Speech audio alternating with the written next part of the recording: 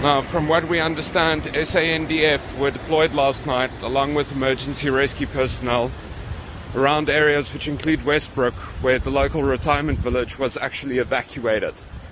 As far as we could tell, they've been evacuated to one of the halls in the area. Parts of Tongaat have also been evacuated. Late last night, one of the flat buildings in Mploti were actually compromised structurally, necessitating its evacuation as well. We can see police coming into Mploti now. But this is the Mploti Waterworks.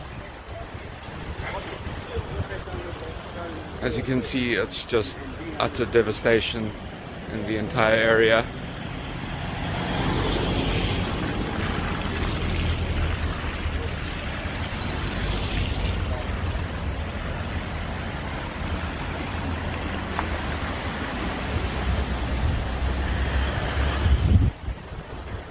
We've also just arrived from sea tides just further north, where Genozano Road has collapsed during the evening.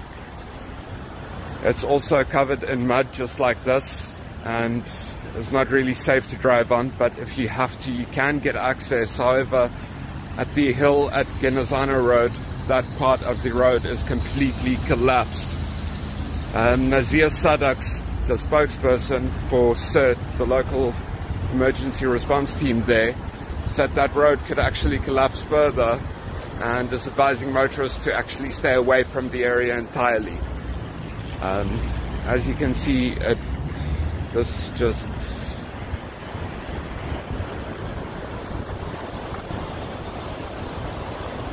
crazy to see the level of damage that has once again been caused.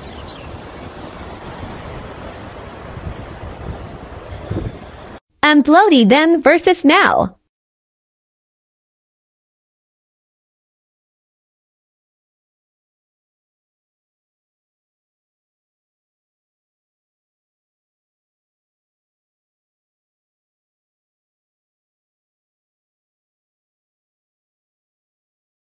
Hi good people, it's the 21st of May at 2:30.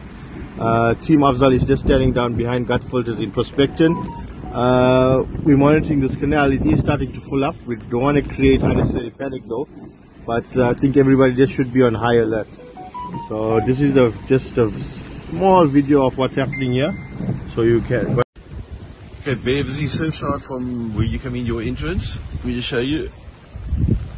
You're around, this is it, cars hanging in the air, buildings are gone again. A house that was here is gone. This is like a 20-30 meter drop. There's a seat down below, the houses on the side here are gone. Yeah, basically still hanging, but it's fun. And the road's blocked completely as well, so you can't get any further than Surfside.